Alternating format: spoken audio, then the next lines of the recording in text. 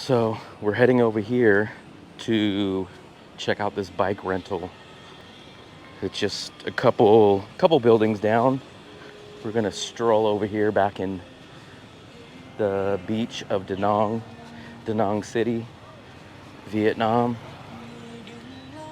There's a bike rental place just a couple of buildings down from here that we see, and we want to check it out. I don't know what the rules are of how to rent it, or if you have to leave a deposit or you have to leave your passport. So we're gonna check that out. So let's go over here real quick and get some information about this place and what you need to rent.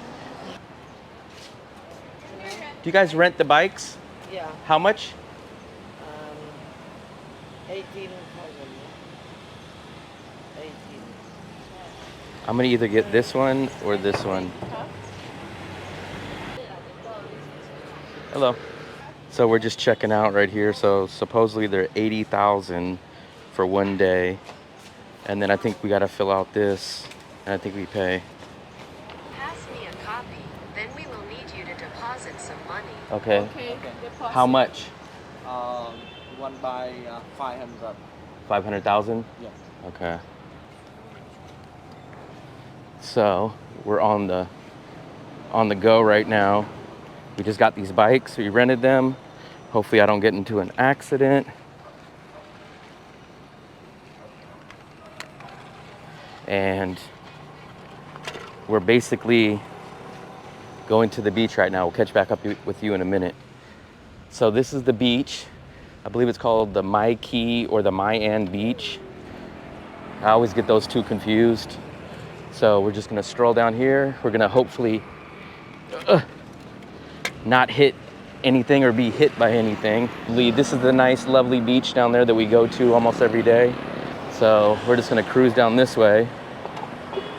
Try to make our way through the local neighborhood and just see what's around us, since we've only walked this area. So we're gonna try to use the bike to basically get a quicker view and see maybe some stuff that we missed or that we didn't see.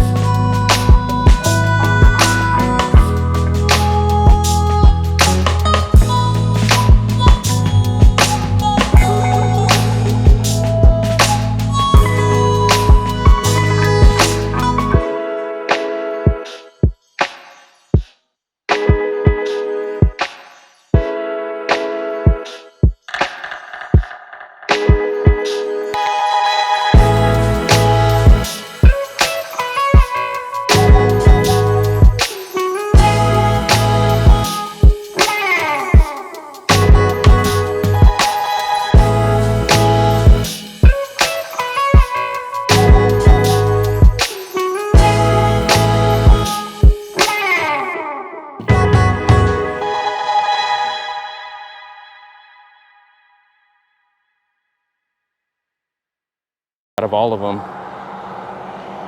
That's the one at Friday, I think on Fridays, Saturdays, and Sundays at 9 o'clock. The dragon will light up and spit out fire, spit out water, and tons of people gather down there. It's a nice little event. It's free. There's a little market to the side of it. So if you guys ever get out here to Da Nang, I always call it Da Nang. Some people call it Da Nang. I call it Da Nang. So if you ever get out here to Da Nang, I would definitely check out that dragon bridge at least once. We're gonna turn around and go sit there for a minute.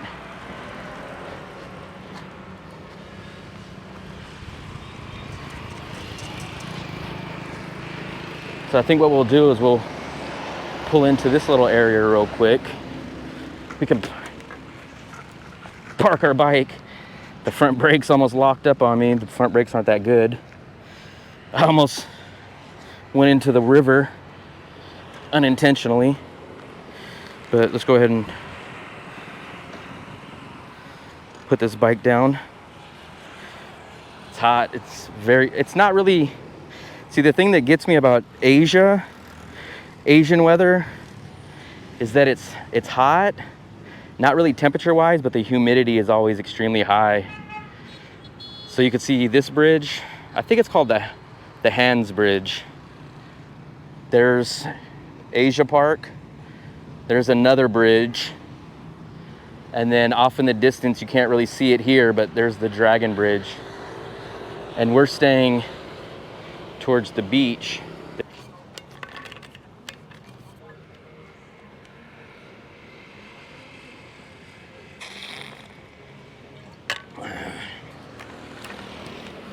Let's go back on the bike.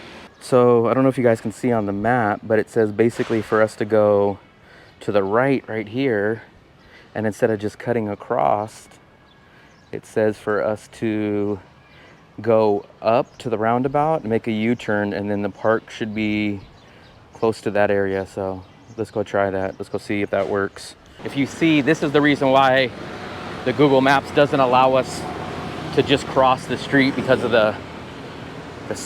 this concrete wall. So somehow we're gonna have to try to do this. This is too dangerous. So what we'll do, we'll outsmart them. We will come down this way and then make a right. And I believe we should be able to do this at a much easier pace. So let's see if my intuition is correct. So what I'm thinking is that we can probably come here, or maybe down to the next street, and then get across the roundabout. So let's see if we can, yeah, this street looks a little bit easier. So I think somehow we're gonna have to cross this street, which is a little intimidating, but we gotta learn. If we're gonna be living like the locals, we need to literally live like the locals, like that. One day I'll just be hanging out on my hammock. So I'm gonna walk this bike. I'm not feeling confident riding across this street, but we made it halfway so far.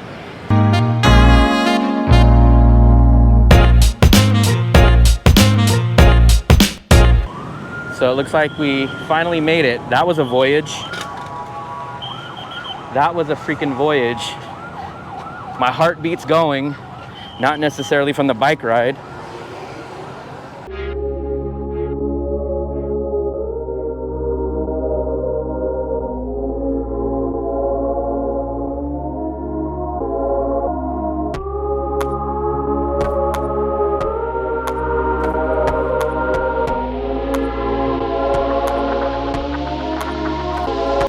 Until the park. The park is over to the left, so we still got to keep going back the other way. So we got here. I thought it was going to be a bigger park, but it's more just like a little strip of grass.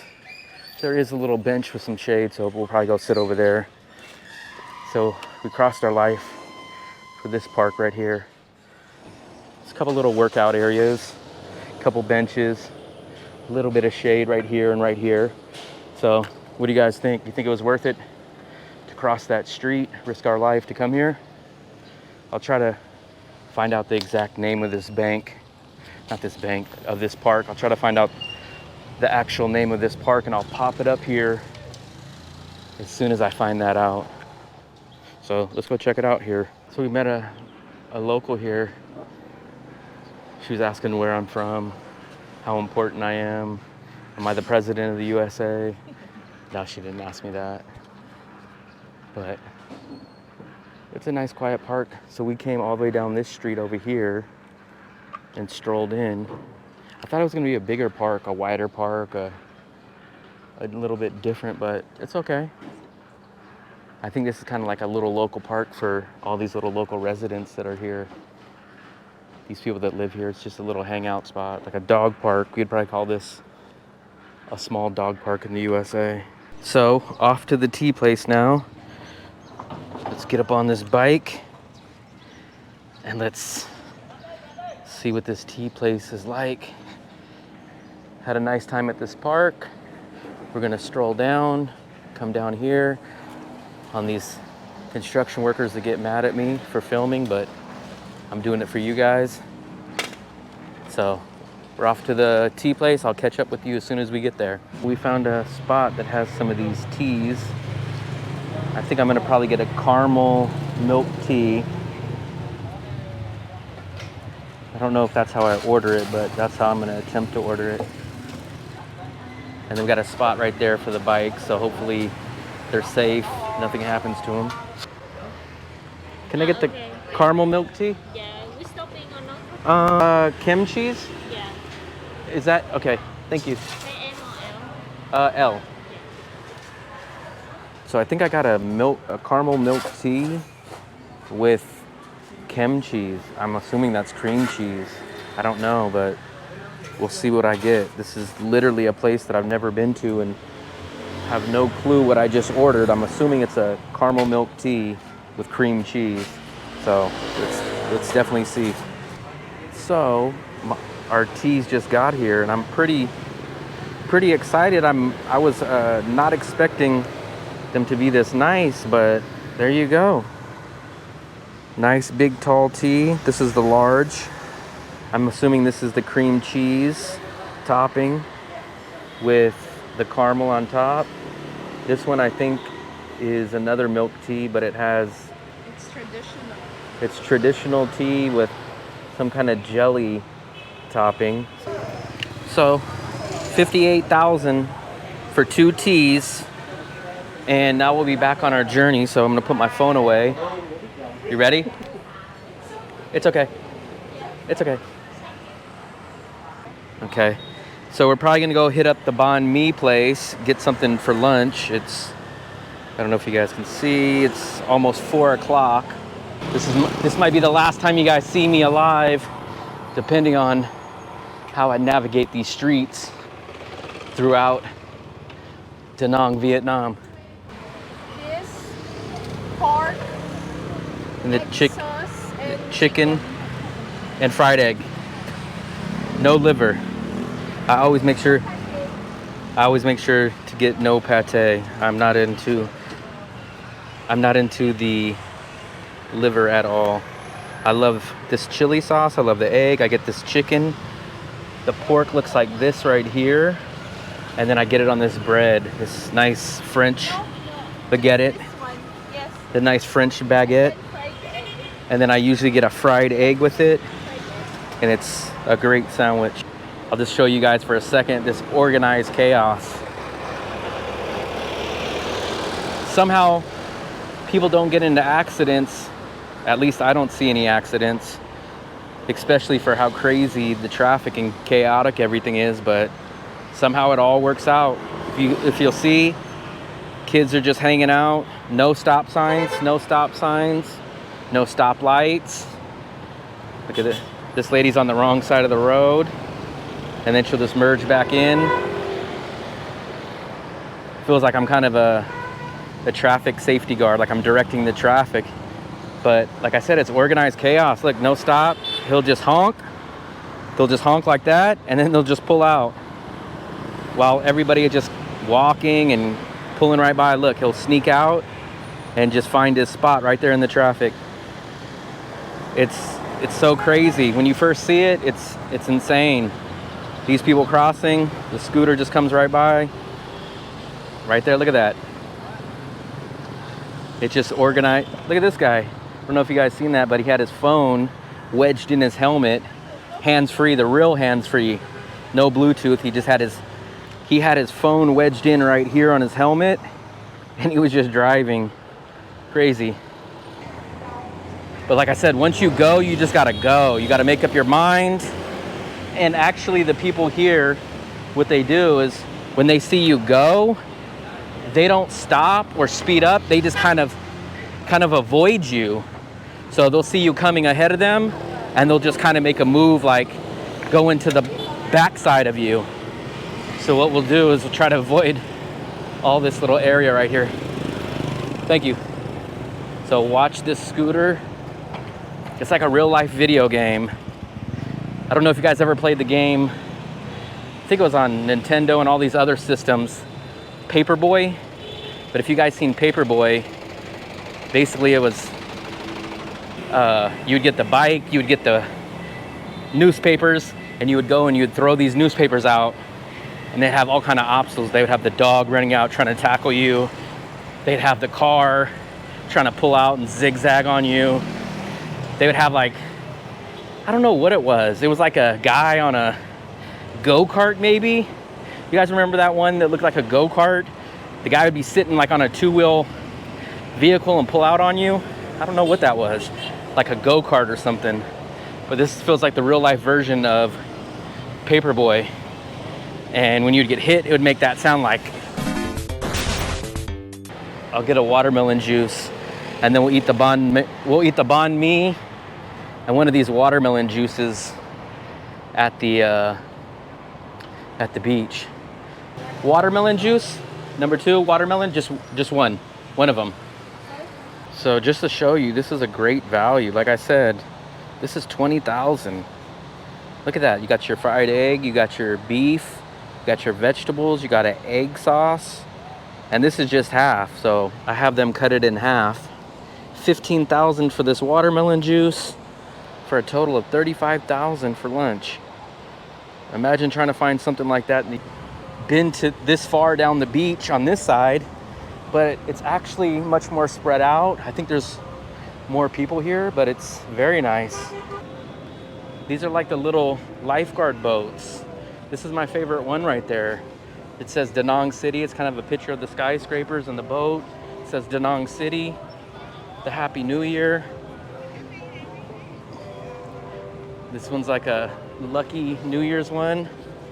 This is kind of the people, the locals here, doing some chores. I think collecting some food or washing something. But these are all nice. These are really nice. I wish I would have seen this earlier on the trip.